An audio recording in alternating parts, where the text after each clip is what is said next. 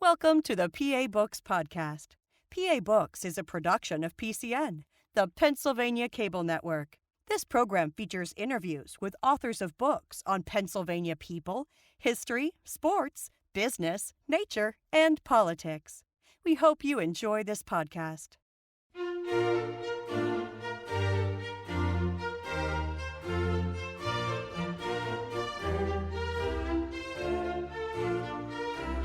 This week on PA Books, Jennifer Sopko, author of Idlewild. Jennifer Sopko, author of Idlewild, History and Memories of Pennsylvania's Oldest Amusement Park. Are you an amusement park fan? I am now, for sure. You weren't before you picked this topic? Generally, I actually grew up in White Oak McKeesport area. Went to McKeesport High School, McKeesport School District, and went to Kennywood for my school picnics. So I rarely went to Idlewild. So this diving into this topic was definitely different for me, but very enjoyable. So now that I got to learn about Idlewild, I'm looking at all the other Pennsylvania amusement parks, all the other amusement parks across the country. So I've definitely become a bigger amusement park fan now after researching Idlewild. Had you been to Idlewild before you wrote the book? A few times with friends, with cousins, but not as much as Kennywood. What was it about Idlewild that made you want to write that as your first book in this series? Well, this is actually my second book for the History Press. I'll have to rewind back to about 2010, 2011. The History Press got in touch with me. They were looking for somebody to do a Westmoreland County-based title. And we looked at some of the things that I had already written. Since 2003, I've been a freelance writer for the Latrobe Bulletin. I started in my senior year at St. Vincent College in Latrobe. And I primarily covered Ligonier Council meetings, Borough Council meetings, Township Supervisor meetings, so local government. And then I started getting into doing historical features. I also did some articles for the Westmoreland County Historical Society's magazine, Westmoreland History. So when I talked to my editor at the History Press about some ideas on a book we could do, we thought Ligonier would be the perfect subject. We could build the book around the articles that I had previously written, and I could add some more little vignettes, little historical stories around that. So that came out in 2013. And then the next year, it would have been about the summer of 2014, I started thinking, what's the next topic? What's the next topic? I had a few ideas that my editor thought were maybe a little bit too niche market, a little bit too obscure. So I pulled out everything that I had written for the newspapers, for the Historical Society, and we centered on the very first historical article I ever did, and that was on Idlewild Park. So it came out in Westmoreland History in spring or summer of 2004, and the History Press had pretty good success with other amusement park titles, and my editor thought it would be a great topic to do a book on. And the more I thought about it, I had worked with Jeff Krauscher when I did my article for the Historical Society. He was the parks archivist at the time, and shortly after he put out a book with Arcadia, Images America, on Idlewild Park. So, but that came out in 2004, I believe. So it had been quite a while since there was any kind of book done on Idlewild Park, and I thought I could really go the distance with it. I wanted to tap as many sources as I could, find as many pictures, unpublished pictures, never before seen pictures as I possibly could, talk to as many people as I could find, former owners of the park, former employees, people around the valley, local historians, and I thought I could just go crazy with it. And I can't believe it, and I'm very appreciative of the History Press for letting me write 300 pages on Idlewild and put so many pictures in. So the more I learned about Idlewild, the more value I saw in it. To me, it really is a regional treasure, a state treasure, a national treasure. It's a very unique amusement park given its background. And it's Latrobe and not Latrobe? That's correct, which I had to get used to. Yes, Latrobe. Oh, you said it the other way Yes. previously? So an amusement park has an archivist? Yes. Jeff Krauscher. I mean, what does an archivist do for an amusement park? Well, right now he's actually the park's PR director. So he sells in public relations. So he's gone way past just handling the park's archives. So I would love to, well, even though the book is finished, I always tell everybody it's never finished in my heart. I want to keep researching Idlewild. I'm hoping that now the book is published, it's out there in the public, people are becoming more aware of it. Maybe the audience who will see this this program, they had no idea there was a book on Idlewild. So I'm really hoping it will uncover maybe that scrapbook of photos that's sitting in somebody's attic with really awesome pictures that nobody's ever seen before. So I'm hoping to keep researching the park for as long as I can. To me, it's going to be a lifelong project. But one of the things I would like to do with the park in the future is help them digitize their archives and organize it, because it's been a while since I think Jeff has really, since he first organized the collection there. So for people who don't know Idlewild, where is it, and if you go there, what's it like? Well, Idlewild is located in Ligonier Township, Westmoreland County, in the middle of the beautiful Ligonier Valley, the Laurel Highlands region of western Pennsylvania.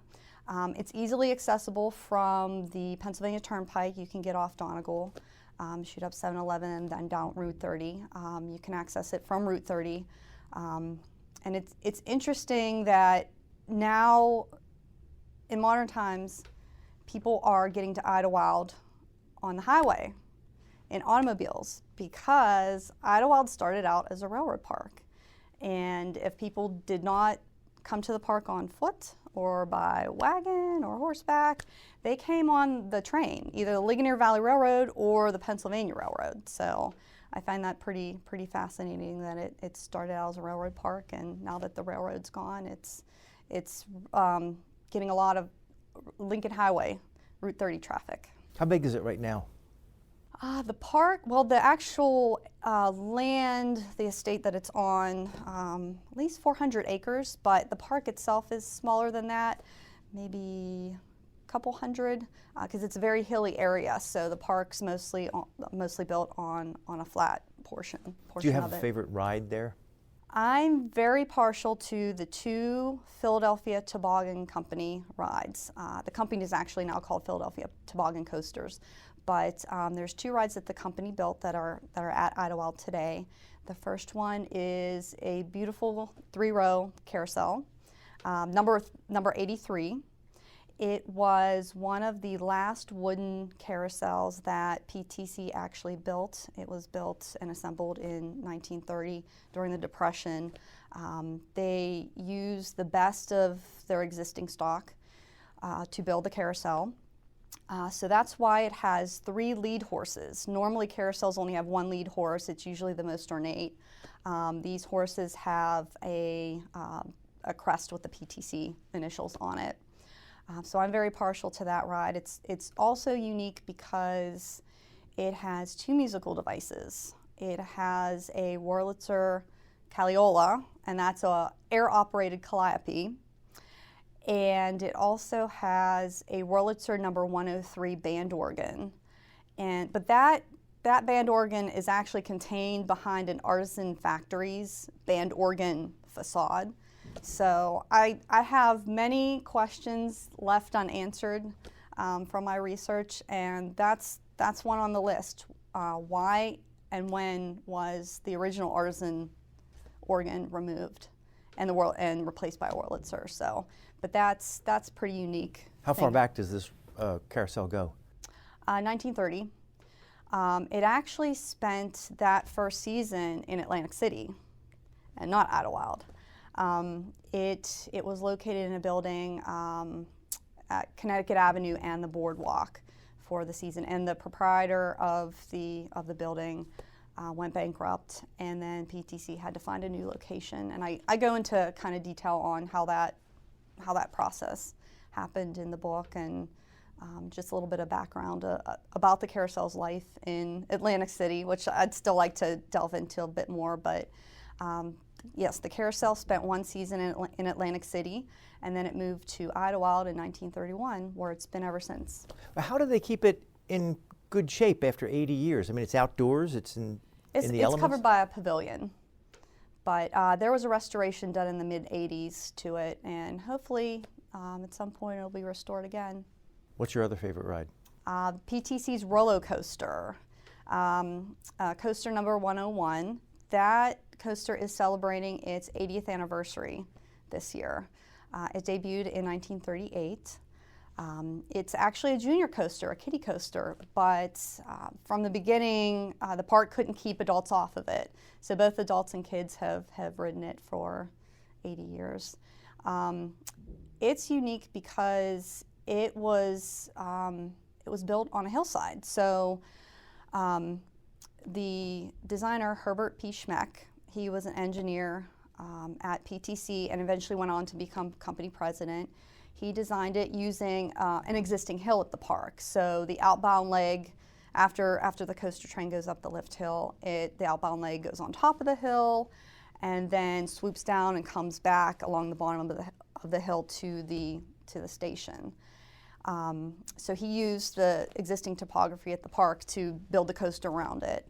And there's been a long-standing local legend that the builders used timber from Idlewild Park, trees from the park itself to build it. And then there was supposedly a sawmill built on site to process it. And I searched everywhere for photographs or any kind of invoice, any kind of records in the archives. I even went to Philadelphia Toboggan Coasters outside Philadelphia to their archives to see if they had any record of it, and I couldn't find anything until I started checking old Latrobe Bulletin issues, the paper that I string for, and I could count on the Latrobe Bulletin to have some information on that. So they did report on the coaster coming to Idlewild and being built using oak trees from the property, and that there was in fact a sawmill. So that's, I think, a pretty unique thing, using the park's own materials to build a ride. Now, one of the things you write about in here, those two rides we just talked about and a couple other rides were added in the 1930s, which was the middle of the Depression. Mm-hmm. So the park was doing okay during the Depression? Right, which is amazing when you think about other smaller parks, trolley parks that closed. Maybe by World War I they closed, the Depression they closed, or even maybe they survived until World War II, but then that caused them to close. But it's pretty unique that Idlewild was able to withstand what was going on in the country at that time. I think because the Mellon family was involved. They also had very good management with C.C. Macdonald. He was an amusement park industry veteran. He owned Rock Springs Park in Chester, West Virginia. He and his wife, Grace Macdonald, they also managed other amusement parks throughout the country. So he came with a bit of experience. So I would chalk that success up to having good financial backing with the Mellon family, the Ligonier Valley Rail Road, having strong management. And the group picnic business was always the park's bread and butter. They attracted church denominations, every denomination you can think of, union picnics, company picnics, some of the biggest names in Western Pennsylvania and Pennsylvania, Westinghouse, Heinz, Alcoa. You say in the book that there were African American picnics and also Ku Klux Klan picnics. Yes.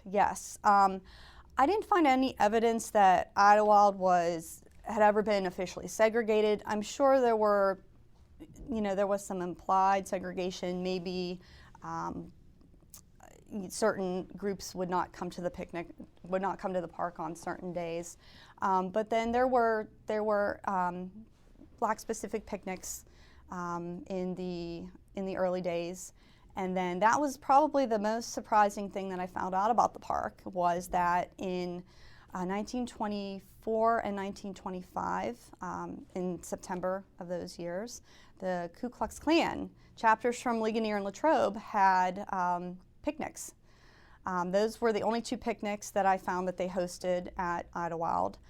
They invited groups from other states to come to the gatherings. It really did surprise me, because when you think of amusement parks, you don't think of that kind of group going there.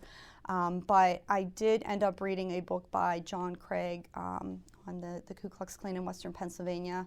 He was on this program. Oh, interesting. So I read his book just to get an understanding of the context. You know, I was not aware that the KKK was that active in this country in the 20s, but they really were. And they were very active in Western Pennsylvania. And not just Ligonier, it was Scottdale, Indiana, Pittsburgh. So that I understood those picnics better by understanding how active that group was in Pennsylvania during that time. How did it get started in the first place? I mean, whose idea was it? Well, Idlewild's history is intertwined with the history of the Ligonier Valley Rail Road. And that was a short line railroad that connected Ligonier with Latrobe. That was owned by the Mellons? Yes. In the beginning, the Pennsylvania Railroad came through Latrobe in 1852. And civic and business leaders in Ligonier thought, hey, you passed us by, we need to figure out some way to connect our town to the outside world. So they tried for 25 years to get this railroad built. And it wasn't until the 1870s, when they got Judge Thomas Mellon involved, that they were successful. He purchased the unfinished line, completed it. You know, there were some rights-of-ways that had been procured, and some of the line was graded, but he purchased it, got 4 of his sons to be involved in the company in various business aspects, and they completed it, and it was up and running by the end of 1877. Within those first few months after the railroad was built, somebody in the Mellon family came up with the idea to boost passenger business on the line by creating a scenic picnic grove. I haven't come across any definitive information as to who exactly came up with that idea. It could have been Richard Beatty Mellon. He was very active in the business. He loved the outdoors. James Mellon's book, The Judge, that came out in 2011, I believe he has a footnote in there that implies R.B. Mellon had a hand in that. So, and R.B. was actually the first manager of Idlewild. So I'd love to prove someday that he came up with the idea, but somebody in the Mellon family thought, okay, you know, we have a freight business, but let's get passengers here. People from Latrobe, Greensburg, nearby communities, and also as far as Pittsburgh, our friends and family could come up and enjoy this beautiful Ligonier Valley, away from the grime and the soot of the city, the daily cares, come up and enjoy the forest, the Loyal Hannah Creek, the fresh country air. So they approached, Judge Thomas Mellon approached one of the landowners of a parcel of land that the Ligonier Valley Railroad line went through. He approached Attorney William Darlington of Pittsburgh. But actually, I'd love to point out the fact that William's wife, Mary Darlington, Mary Carson O'Hara Darlington, actually legally owned the land. And I think that gets passed by and is not very well known, but she actually legally owned the land. And it's interesting how she ended up with it through her family. But the judge wrote to William Darlington asking for permission to use the land, to lease the land. And there's a famous letter dated May 1st, 1878, where Darlington gives the Ligonier Valley Railroad permission to use part of his land, part of Mary's land, for picnic purposes or pleasure grounds. And there's a stipulation not to cut or injure any trees, which since then, I think the park, all the owners have generally followed that precept. I've come across, and there's an interesting picture in the book of one of the early buildings that was built there, one of the picnic pavilions, and you could see that a tree trunk goes right through the roof overhang, so they truly built around the trees. Now obviously, you know, if the park wanted to do a significant development, or you know, there were trees that were sickly or dying, they would have to remove them, but they also planted new trees to make up for that. So, but going back to Darlington and the Mellons, so as of May 1st, 1878 was when Idlewild was officially established, and from late 1870s through 1930, it was basically a scenic picnic grove, few amenities, some shelters, some man-made lakes were added. The first amusement ride was added, a steam-driven merry-go-round, and some concessions, some refreshment stands. But other than that, it wasn't until the 30s when the Macdonald family got involved and the Ligonier Valley Rail Road and the Mellon family set up a management partnership that it transitioned into more of a traditional amusement park. What did they do for water and bathrooms in those early days? That I'd like to know. There were some early bathrooms, but I haven't come across any plumbing schematics on that. But I'm sure it was pretty primitive. Where did the name Idlewild come from? That I'm still trying to figure out as well. To me, it seems like it was a very brilliant marketing endeavor by the Mellon family. When I read through William Darlington's existing diaries, you know, his day-to-day business, what the weather, you know, he would record the weather and what he was doing that day. He would record meetings. Anytime he would mention going to Ligonier or going to that property, it was the much more farm or the much more tract. It was rarely Idlewild, and any of the rare instances I saw Idlewild was after the park was established. Now Idlewild was a pretty common name for there were other parks, there were other homesteads. Idlewild was a brand of Kentucky flour, it was a brand of tobacco. I believe there was an Idlewild in Sharon, PA. There's an Idlewild in, I think, Reno, Nevada. And even later on after, I mean, the JFK airport started out as Idlewild, so it's been in culture for quite a while. John Boucher's history on Westmoreland County, I believe it's from 1918, he says that Idlewild was named after Nathaniel Parker Willis's estate on the Hudson River in Tarrytown, New York. And N.P. Willis was a very sentimental writer, popular during the 1850s. He wrote a work on improvements to his estate, Idlewild, and that was published in Pittsburgh papers, excerpts from it. So it's possible that one of the Mellons saw that and thought it was a beautiful name and very, very apt for this picnic ground where you truly could idle in the wild. You say in your book, Idlewild is reputed to be the setting of the famous friendly fire incident that occurred in 1758 when a young Colonel George Washington nearly lost his life by jumping between two companies of the Virginia militia that collided at dusk near Fort Ligonier. Mm-hmm. Did you have fun digging into the distant past of that plot of land? Oh yes, I wish I could have proven that George Washington was almost killed at Idlewild. And the park has even used that. You know, in the 30s there was a really neat advertisement. I think it might have been for the swimming pool after it came out because it debuted in 1932, that they really did promote Idlewild as the location for, you know, that George Washington's near-death experience. But the Forbes Road did not go past Idlewild. It was south of it along Youngstown Ridge Road. So Idlewild's about 3 miles west of Fort Ligonier.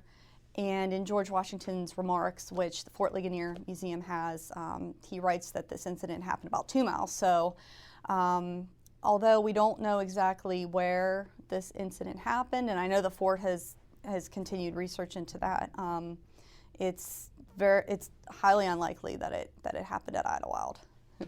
So if we're back in the 1880s, 1890s, can you describe a day at the park? I mean, you get up and you catch the train. Where would you catch the train? You could catch the train as far away as Pittsburgh. Up until, I think, 1882 is when the Ligonier Valley Rail Road transitioned from being narrow gauge to standard gauge. So before that, if you came from Pittsburgh, or maybe you caught the PRR at Greensburg, when you got to Latrobe, you had to get off and transfer over to the smaller line. But after 1882, you can just go straight on into the park. So you would get onto the train with your family and your picnic baskets, and travel from Latrobe, travel about 11 miles all the way to the end of it, so probably more like 7 miles to Idlewild. Do they charge admission to the park? Not at that time. The railroad made the park made money from the railroad fare or the concessions that they had. There was a photographs concession. They had 3 man-made lakes. One of them had rowboats. The other one had 2 vapor launches, a swan boat, and then later they had a motor launch. So they would make money from rides on those too. How popular was it? I think pretty popular. Trying to think. The Ligonier Valley Railroad Museum has 2 existing books, letterpress books, copies of correspondence that Superintendent George Senft. And they'll be very proud that I finally learned how to pronounce his name, Senft, S-E-N-F-T. It's a very interesting name. They have copies of his daily correspondence, ordering tickets, ordering parts, booking picnics, corresponding with passenger agents with the PRR from part of 1892 through early 1898, and that includes correspondence with manufacturers of the swan boat that they bought and the vapor launch. And he does report that it gave them it gave the company splendid satisfaction, and I believe there's a little bit about how many rides that they did. Maybe not anything about how much money they made, but it sounds that it was pretty successful and went over pretty well with not only the public but the management there. You say here in 1891 they had a pavilion that sat on top of a natural amphitheater, a sloping hill estimated to accommodate 20,000 picnickers. Right. Which seems crazy to me, because I was at the park on, I think, a couple weekends ago, July 14th, and that was probably the biggest day that they had so far this year. There were a couple big group picnics, and I think they said about 8,000 people were there, and the place was crowded. Now granted, it's much different today. There's more buildings, and the hill it's cut back a little bit, but I mean, I can't imagine seeing that amount of people there. But when you look at some of the pictures from the 30s, when there's free acts entertaining, the trapeze artists and the human cannonball, circus acts, and you see just how crowded the hill was and how packed the midway was. I mean, certainly they could fit thousands and thousands of people. You mentioned C.C. Macdonald. Mm-hmm. How significant is he? Where does he come into the picture?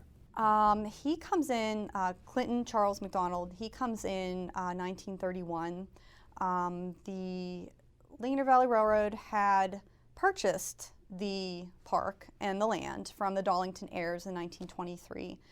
And now that they owned it instead of leasing it, I assume that their mindset became, okay, now we can develop it, on a limited basis. Let's not go too crazy, but by the end of that decade, it seems that they were ready to add more rides, entertainment, refreshment stands, that sort of thing, and make it into more of a traditional amusement park. So the railroad established a subsidiary company, Idlewild Management Company, and actually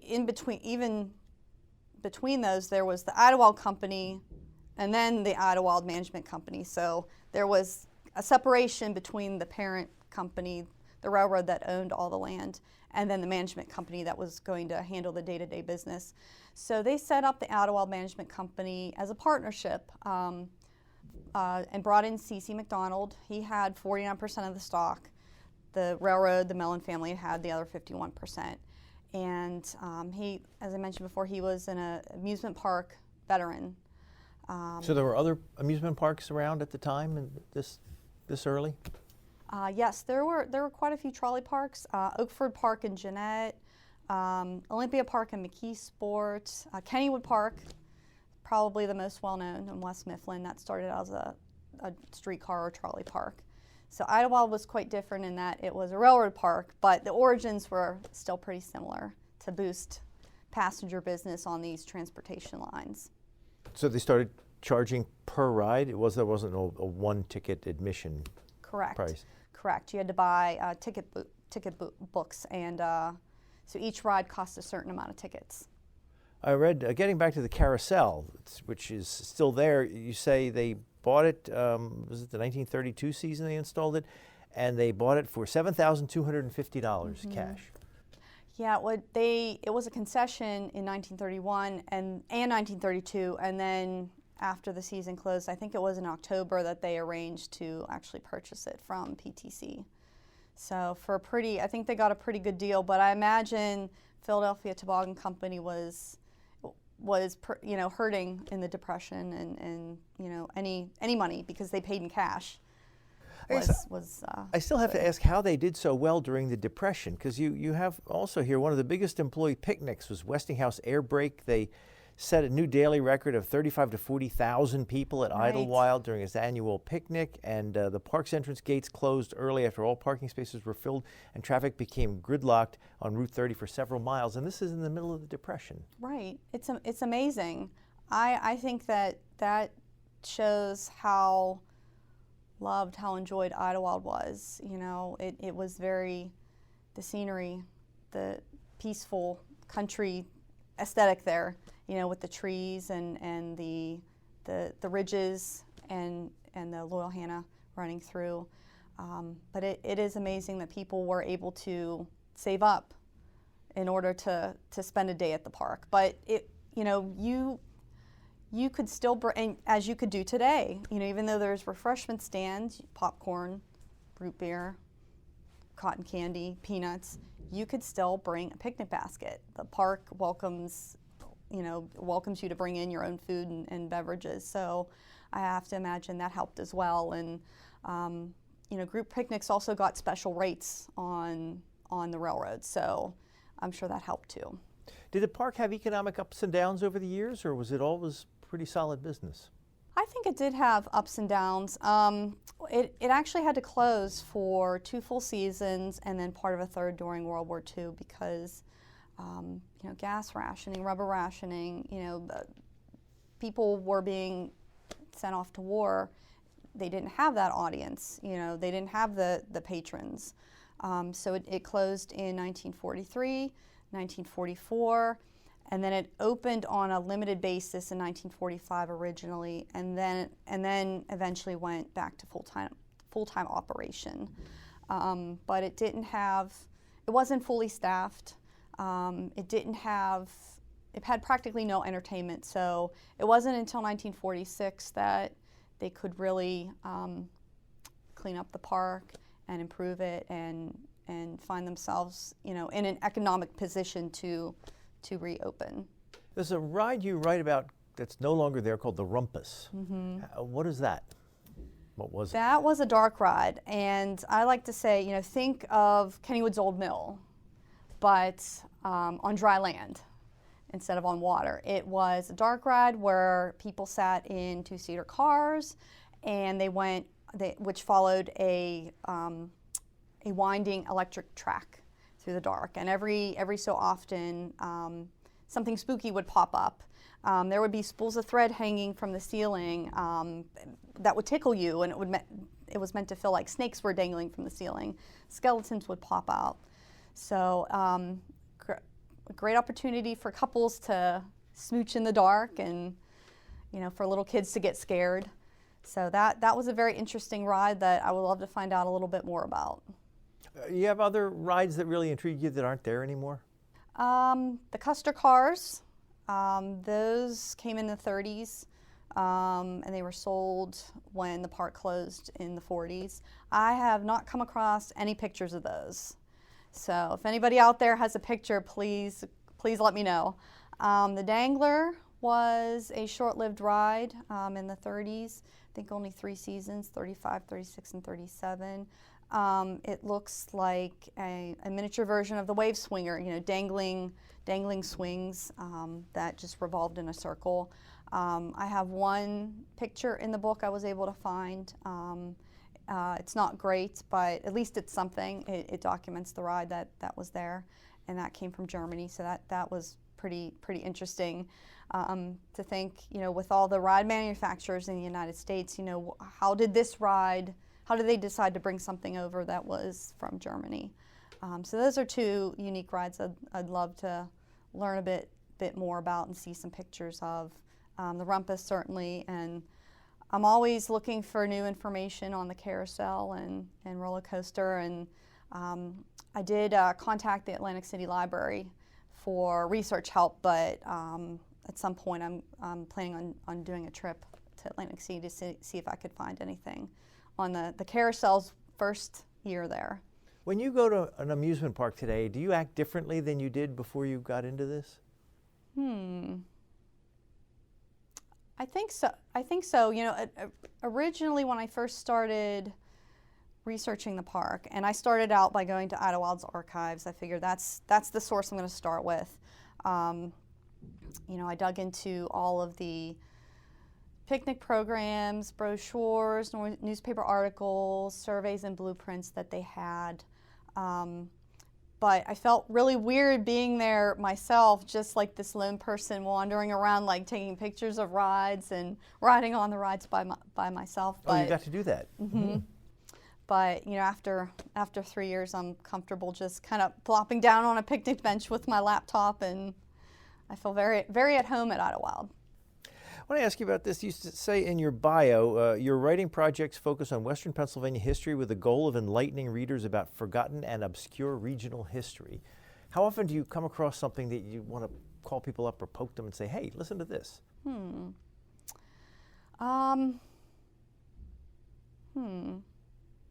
That's a tricky question to answer because the last 3-4 years, it's all been Idlewild to me. So that's all I've been focusing on. But like the finding out the KKK were at Idlewild, that really intrigues me. I'd love to research more about that group's presence in Westmoreland County because I did not realize, that their philosophy, their discrimination was not just about, they just didn't discriminate against blacks. They discriminated against Catholics and Jews and immigrants, and it makes me think of my family, my Polish Croatian family. They came over. My grandparents were first generation Americans, so thinking about this group being active at a time when my great grandparents were coming over, would they have been discriminated against by this group? Well, there's some people who are at the park. Mm-hmm. But you don't think about a rural place having. You would think more the KKK would be more active in an urban setting and not rural, but they were very active in Ligonier and other rural Western Pennsylvania communities. So that really intrigues me. I'd love to understand more about it. So that was one kind of obscure topic that came up in my Idlewild research that I didn't expect. When the park opened after World War II, did it change in any way? Was there some new phase that they entered into in the 40s and 50s? Mm-hmm. Yeah, it seemed like they were ready to really keep developing, keep building the park. After a few years being closed down, it was in kind of a rundown condition. It needed to be spruced up, so they started adding some new rowboats. They redid some refreshment stands and equipment. In '47, they added a Caterpillar ride. That was the same year that the Rumpus ride burned, unfortunately. So that was probably like the one big setback during that time. But by the 1950s, you're starting to see more significant development, I think. There had always been kiddie rides at Idlewild since 1931. In 1941, there was a smaller kiddie land set up in the West Plaza area near where the coaster is. It only had a few rides, but in 1951, those rides were moved over closer to the creek where the Wild Mouse coaster is today. And that's the location that I think a lot of people will fondly remember as Kiddie Land. They added more kiddie rides there with the big smiling clown sign at the entrance that I think a lot of people will be very sentimental about. So besides that, at the park, they also established Storybook Forest next door. Now, it was owned by the Macdonald family, but it was separate from Idlewild. It had its own separate board of directors, but still the Macdonalds were on the board of directors. It was the brainchild of Arthur Jennings. He was, by day, he was an industrial model builder for the Elliott Company in Jeanette, but by night he was a traveling entertainer, juggler, magician. He was hired by the park to be a free act originally, and then he established a friendship, a business relationship with C.C. Macdonald. Macdonald asked him if he would consider creating some kind of mascot, a clown mascot for Idlewild. And then Happy Days was born. During the 1950s, Mr. Jennings dressed up as Happy Days. He would visit schools during the off-season to get everybody excited about what's new at Idlewild this year.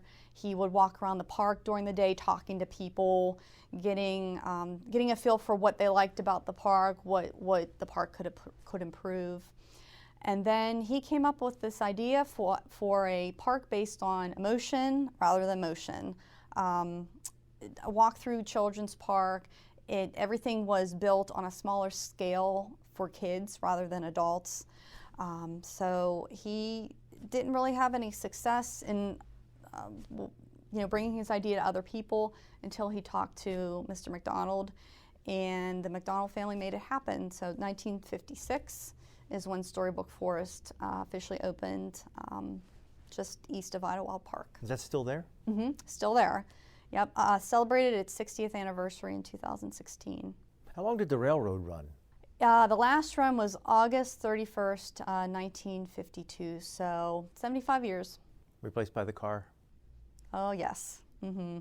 But at that point, the railroad started Idlewild. Idlewild would not have been here if it wasn't for the Mellon family and the Ligonier Valley Rail Road, but at that time, it stood on its own.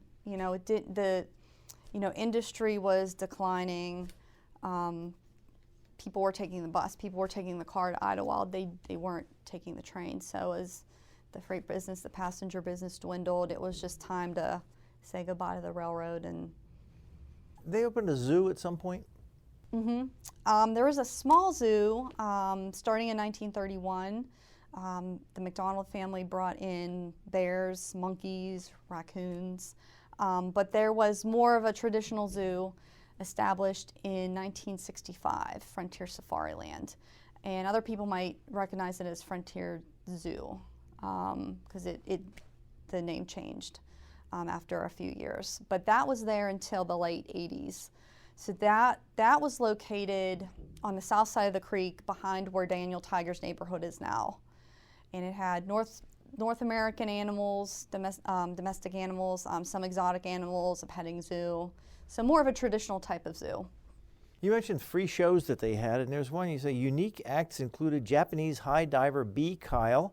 In the 1930s, for her night performance, she doused her clothes with gasoline and set herself on fire before leaping from a 110-foot ladder into a water tank. Mm-hmm. Pretty showy. Yes, I would love to get in a time machine and go back and see that. I mean, could you imagine somebody doing that today?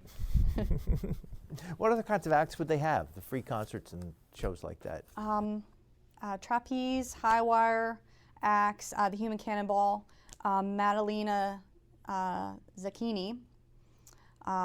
She was part of the Zacchini Cannonball Act, and I believe they came up with that act originally. She performed at Idlewild.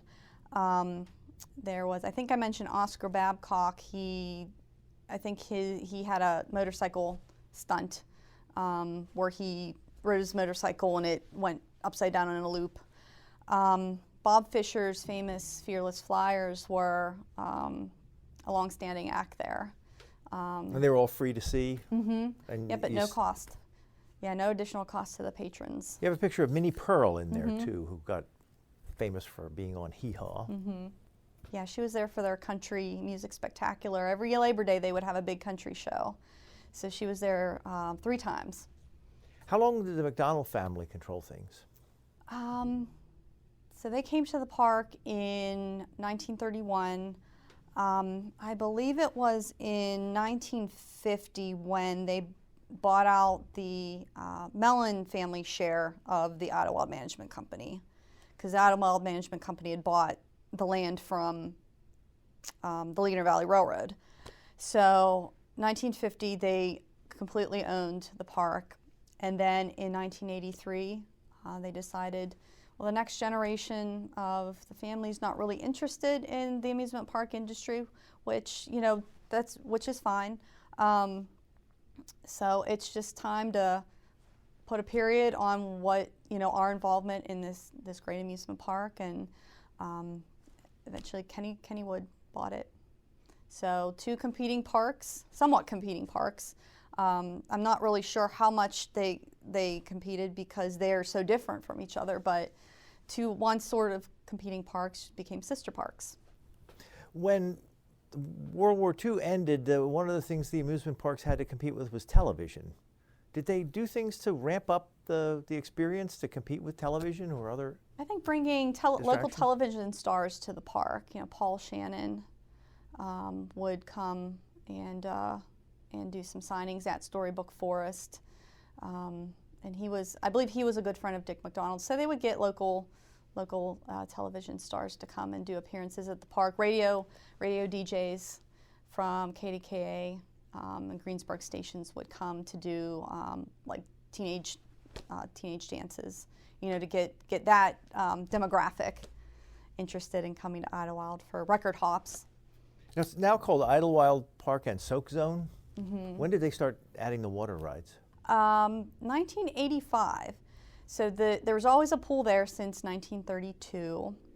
I think there was some talk in the later years, the last years that the Macdonald family had the park of putting in some kind of water slide, but it wasn't until Kennywood got involved.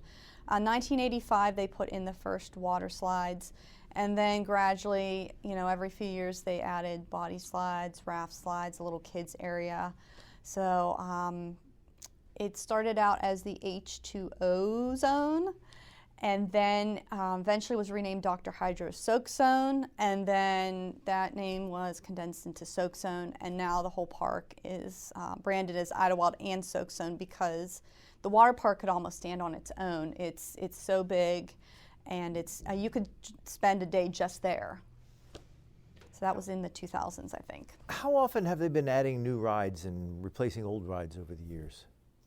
I don't think they have added anything in the last few years, which means there's probably some things on the drawing board. So everybody should stay tuned, especially when you see what's going on at Kennywood and the other sister parks that the company owns. So I would not be surprised if Idlewild added some new things in the next couple seasons, but probably, yeah, they really haven't added any major rides in the last few years. They did, probably the most significant thing would be transitioning the Mr. Rogers neighborhood of Make-Believe trolley ride into Daniel Tiger's neighborhood, because I grew up with Mr. Rogers. A lot of people in Western Pennsylvania and beyond grew up with Mr. Rogers, and we love him and we miss him. but kids today love Daniel Tiger. That's who they see on TV every day. They're excited to see him when they come to the park. So it was just a natural thing to, in 2015, they redid the ride, and it's the same trolley ride. You're still getting on that same big red trolley. You're going through the neighborhood of make-believe, but now you're just seeing different characters.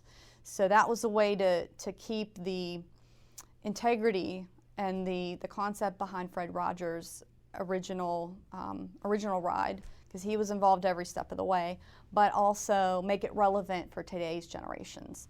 So they redid that ride in 2015. And then 2016, when Storybook Forest was celebrating its 60th anniversary, they built a new Enchanted Castle. That was one of the original units there in the beginning, and it was removed in 1997. It had been out in the elements for 40 years, and they were going to try and move it and try and save it, put it in a different location because they needed to expand the entranceway, and it was just too far gone to be saved. But management did tell the papers at the time, maybe someday we can bring it back, and it took 20 years, but finally they did bring it back. So that came in 2016 along with a new live character named Princess Lily. Who owns the park today? The company's name translates to Festival Fun Parks. I'm not going to attempt to pronounce it because I'll screw it up, but their American subsidiary that manages all of the parks in the United States is Palace Entertainment. So they own Idlewild, Kennywood, Sandcastle, a variety of other parks, not just in Pennsylvania, but across the company. And they're an international company. Did anything change when it went from being kind of a family-owned operation to being a corporation-owned operation? I don't think a lot. I mean, I'm sure the public wishes that it was still family-owned because that's a very nostalgic, sentimental, idea to have. And it's, when a corporation owns multiple parks, I have to imagine there's a lot of difficult decisions. There's a lot we as the public don't know what goes on behind the scenes when you're managing one park, let alone multiple parks. But even when Kennywood bought Idlewild, people were nervous that they were going to come in and take out all the trees and spread asphalt everywhere and bring in these giant thrill rides, that were just did not fit in this picturesque, scenic, family-friendly atmosphere. But that was not the case. They said this is what makes Idlewild so unique. We're not going to destroy that, and that's what Palace Entertainment is continuing to do today. Adhere to that same philosophy. We need to upgrade things, we need to develop things. Obviously, we want to keep the park relevant, we want to keep people coming here, but we don't want to destroy the foundation of it. It's been a scenic picnic ground for 140 years. 2018 is its 140th anniversary, and at heart, it's still a scenic picnic ground. At heart, it's still a railroad park. When you go there, do you ever go there just for fun, or are you always kind of working? I did. The time I went there for when it was really busy with 8,000 people there, that was for fun. My boyfriend and I went and brought his daughter and son-in-law and grandson for his grandson's first trip to Idlewild. So, if someone has never been there, do you have any advice for them? I would say don't just go once. Get a season pass, because actually, if you get a season pass, that's pretty. You go to the park twice in a season, you've already paid for it. So that's a pretty good thing to do. Since you have the traditional park with the rides, the old Idlewild section, and you have the Wild West Town Hoot and Holler, and you have Jump and Jungle, where kids and adults can climb on different jungle gym type attractions there, and you have Storybook Forest that you could walk through, and Kittyland. That's one day in and of itself, and then you can spend another day just at Soak Zone. On a hot day in the middle of summer, you can go cool off at Soakstone. So that's a day in and of itself. What's the wildest ride they have? Probably the Wild Mouse. That's the second roller coaster that Idlewild has. It's a steel coaster. It is like those, traditional Wild Mouse coasters. It does whip you around. That was added in 1993, so it's not as old as roller coaster, but it's still got quite a few years under its belt there. But I would think that's the wildest ride there. It whips you around pretty good. Do you have an idea of the next amusement park you're going to write a book about? Ooh, I don't know how to top Idlewild. I know Brian Butko's been working on Kennywood. I am fascinated by the trolley parks of this region.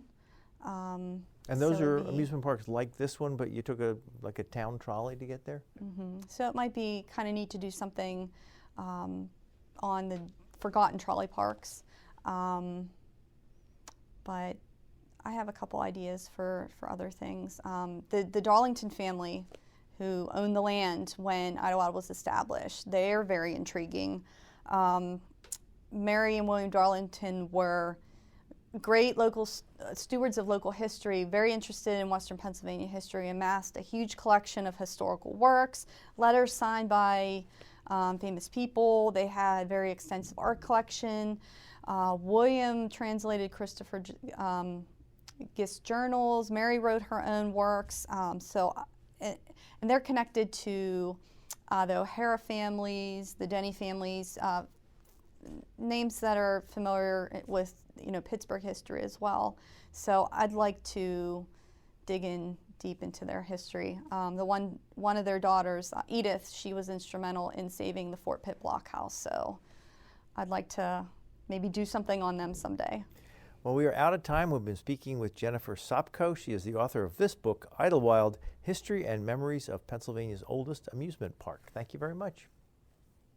You've been listening to a podcast of PA Books, a production of PCN, the Pennsylvania Cable Network. Full episodes of PA Books, as well as other PCN programs, are available to stream with the PCN app. Visit PCNTV.com or the App Store for details. Like us on Facebook.